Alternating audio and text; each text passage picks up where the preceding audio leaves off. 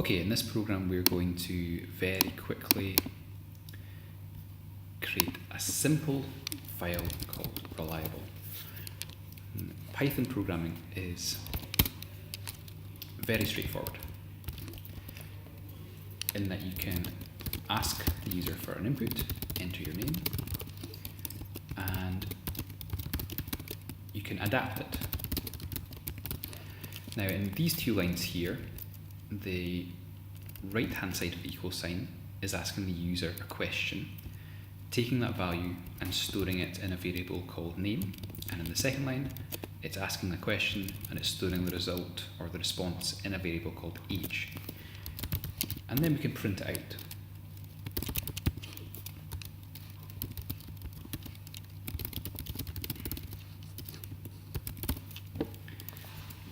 And if we run this program, you'll be asked to enter your name, and you'll be asked to enter your age, and then it should display it on the screen. Okay, simple request and response. Now the problem starts when we enter data which is not valid. So for example, I'll keep my name as Ian, but my age is 38 in text. Now that works, but if I wanted to use the value of age for a calculation, maybe to work out the year I was born, then this is not going to work. This is not useful data. And remember, you've got lots of different types of data. Okay, so the data types that you're going to be using are strings, e.g. text, anything that's in quotes, and that could include numbers. You've got integers, which are whole numbers, and that could be 42. You've got real numbers or floating points numbers, e.g. 3.14, pi is always a good example, and then you've got one which is a boolean, and that is either true or false, okay, with a capital T and a capital F. Can't be anything else. So these are the data types that we can use in Python. Now, if I want to force age to be an integer number, I can use this command called int. Now, int takes whatever's inside the brackets and turns it into a number, a whole number. The problem is, if it's not a whole number, then that can actually cause your program to crash. Well, let's try it. So 38, hello Ian, I see you're 38, okay? And that's still working. However, if I run it again, and I type in Ian and 38, this time there's an error, and as you can see, it says invalid literal for int with base 10, 38. So we know the problems with the entry 38, and it's because we're using the command int, which takes the input and turns it into a number. So we have to be a little bit more reliable with our program, or if we send this out to users, they're going to be entering in anything and it's going to crash. So how do we fix it? So we're going to take this 3-line program and we're going to turn it into something that's more reliable.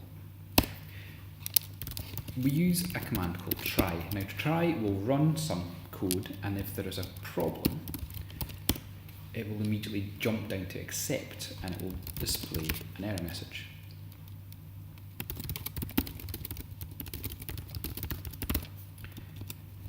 Now the thing about try and accept is that if the line crashes here, it doesn't store any value in age. So just to make sure that it works, we're going to make age 0. Okay, so that the program doesn't crash down here later on. And if I run this program, enter your name and your age, 38, it crashes and then says you have to enter a whole number, as you can see there. But then we set age to be 0, because it has to be something. And at the bottom, the last line still runs, and it says, hello Ian, I see you are 0. Okay, because age is 0. Now this obviously isn't great. What we really want is for the program to ask for your age again. And to do that, we have to extend our program slightly and make it more robust. Okay, so reliable and robust. And so to do this, we're going to use a variable, a Boolean variable called valid. And it could be called anything, it could be called banana, okay? But we're going to call it valid. And this is because we want to make sure that the program continually asks for an age until it's valid. So we set it to false to begin with because we haven't yet got an age. And we're going to say while valid is not, so the exclamation mark equals means not true. Okay, so it's going to run whatever comes after it while valid is false. And I've just highlighted and tabbed those in just to indent them properly. So we're going to try this. I'm going to say enter your age. And if it crashes, it will say you have to enter a whole number, sets age to 0. And then it gets to the top here and tests again. And is valid true yet? Well, we haven't changed it from false, so it's going to keep on asking. Let me just run this and show you what happens. So enter our name Ian, enter my age, 38. You have to enter a whole number, fantastic. 38. You have to enter a whole number, 38. It doesn't display the error message this time because it didn't crash, but it also keeps asking for an age. So we've got a program with a problem. We have to change valid to be true to get out of this infinite loop. So the easiest way to do it is to say that if you get to the next line after age, then the program didn't crash. And if that's the case, then you can set valid to be true. So let's run it again.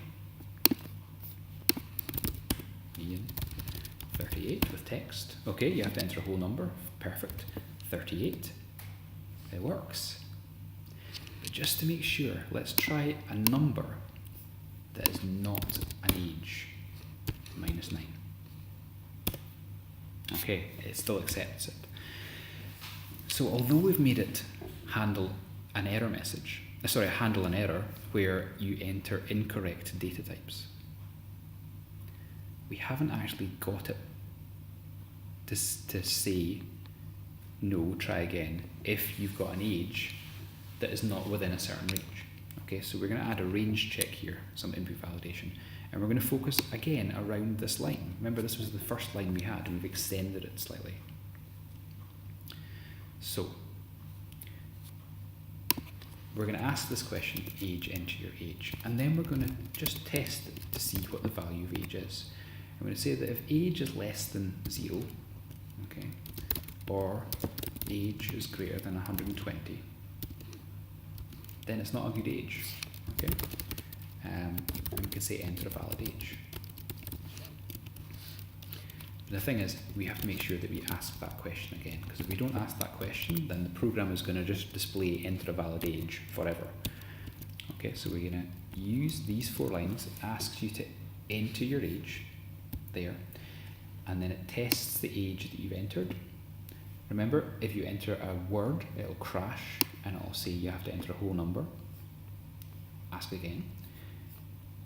Okay, so imagine we enter a whole number like -9. It'll compare age and say, is age less than 0? Yes, because it's -9. So if that's the case, it will display an error saying enter a valid age, and then it'll ask you again to enter an age. And if it crashes here, it jumps down to this point here and goes back to the top. Okay, so only if we get a valid age that is between 0 and 120 will we ever set valid to be true. So let's run this and see what happens. Enter your name, Ian, enter your age, 38. Always tests that the validation still works. And then we can say 38, okay, so that works. We'll run it again. Ian, 38, -9. And this time, it gives me an error, enter a valid age, okay, which matches up to our error message. And if I just type in 38 as text there, okay, it still says enter a whole number. -9, just to check it still works. -9 again, okay. Let's put in something that's valid, 0. Hello Ian, let's see here's 0. So, this program has taken us from one line, no, actually a 3-line program, this one, this one, and this one.